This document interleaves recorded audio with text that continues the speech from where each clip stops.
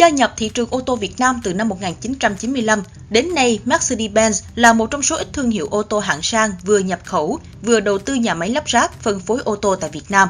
Chính điều này giúp thương hiệu xe sang mang biểu tượng ngôi sao ba cánh đến từ Đức sở hữu một danh mục sản phẩm đa dạng và tạo được sức hút với người tiêu dùng Việt Nam. Trả lời phỏng vấn Báo Thanh Niên nhân dịp năm mới 2020, ông Brad Kelly, người vừa ngồi vào ghế tổng giám đốc Mercedes-Benz Việt Nam vào tháng 7 năm 2019, đã có những đánh giá, dự báo về thị trường, cũng như kế hoạch kinh doanh phân phối sản phẩm của Mercedes-Benz tại Việt Nam trong năm 2020. How do you think about the Vietnam automobile market in 2019? Well, thank you for having me, and it's great to be here, living here in Vietnam. I think it's a really exciting time when I look at the automotive industry and the economy here in Vietnam. The growth is fantastic. GDP continues to grow rapidly. Foreign investment. This is a great place right now for investors to come. I also see the middle class is growing rapidly here, and these are great signs for the automotive sector. So when I think about Vietnam, I think the automotive market is a very exciting future at a very fast pace. Conclude the automobile market of Vietnam in just one sentence. I think get ready, it is taking off. In 2019, what advantages and outstake of Vietnamese automobile importer and assemblers here? Sure. Look, I was appointed here as the CEO from July this year, so halfway through the year. But it's been a really exciting year for Mercedes-Benz. We've launched many new products. We launched the facelift C-Class earlier this year. We had a significant model year update with our E-Class. We launched a very exciting car, the Mercedes-AMG G63, and very recently the all-new GLE, which is packed full of new features, comes 7 seats standard, and is at a great price. And even in the few weeks it's been on sale, the customers have loved it. So when I think of this, and then I think of the GLC, our number one selling vehicle and by far the most successful luxury car ever in Vietnam. We've sold now more than 8,000, and we have a facelift very early next year as well. So this is really exciting times for us. We just recently launched one of our new Ma 2020 dealerships in Bình Nhưỡng. This is a new format designed to give the customers an even greater experience when they come for sales or for service. And over the next years, we'll be upgrading our other dealerships around the country with this new format. So I think when I talk advantages, we have many. We've been very busy this year with many exciting events as well. I don't see so much obstacles, but certainly we have our challenges, I guess, like everybody else. And we have a very broad range of products here in Vietnam for Mercedes-Benz. So this keeps us very busy, launching new cars, of course, and making sure that we maintain the homologation for both the CKD and the CPU products in this country. So this keeps us busy. But all in all, 2019 is a very successful year for us, and will be our biggest year in the history of Mercedes-Benz Vietnam. What do you think about the Vietnamese luxury segments?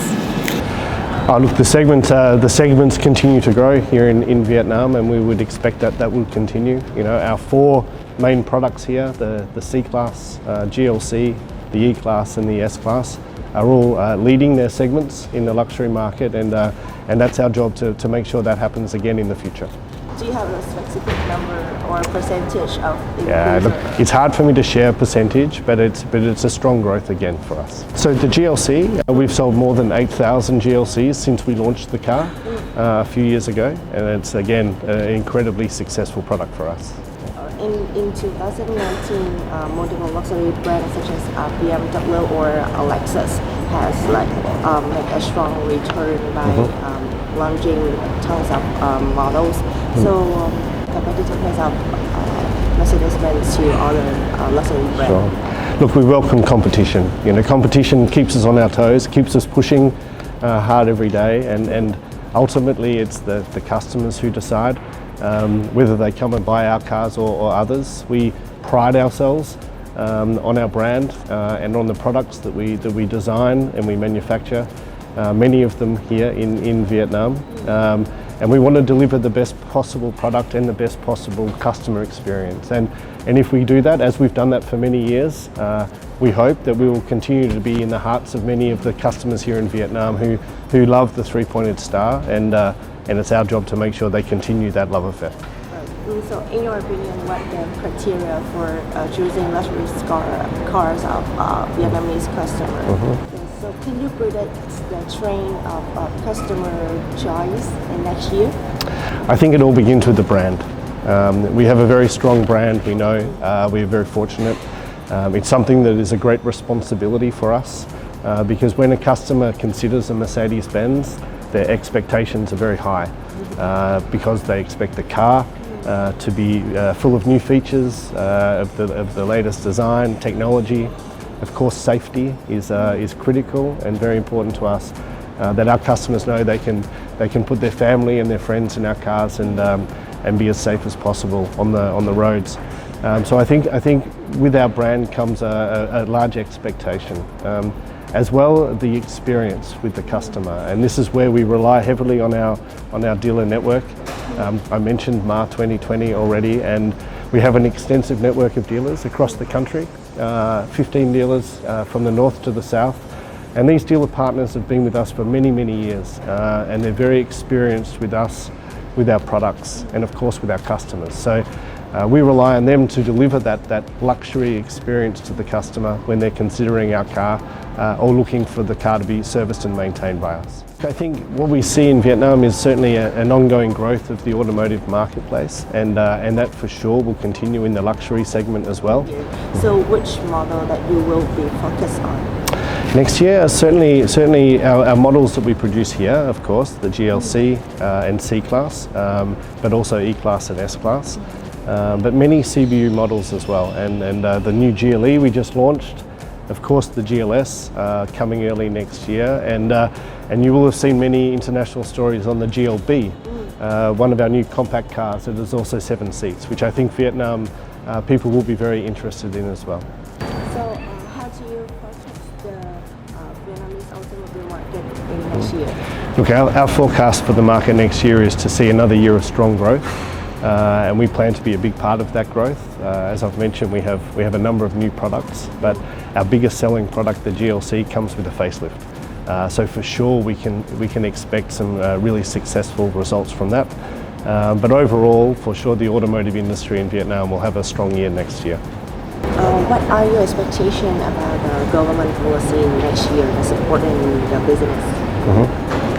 Sure. Look, it's really important, and we comply closely with the government policies and all of the regulations here in Vietnam. We are obviously a manufacturer with CKD and also with imported with CBU. I think what's important is for the regulations that there is a good balance between both, because the Vietnamese people, they have needs when it comes to their automotive requirements, and all of those needs will not be secured purely by one or the other. So a good regulation balance between CKD and CBU would be great. Maybe making it a little bit easier for us to provide a sustainable volume of cars to meet the growing needs of Vietnam. For us, it's not really whether we focus on one or the other, because both I think are important. Yeah, but for sure, we have a great local plant here, and this will underpin our volumes next year. But CBU will certainly complement that, providing more variety also for customer needs.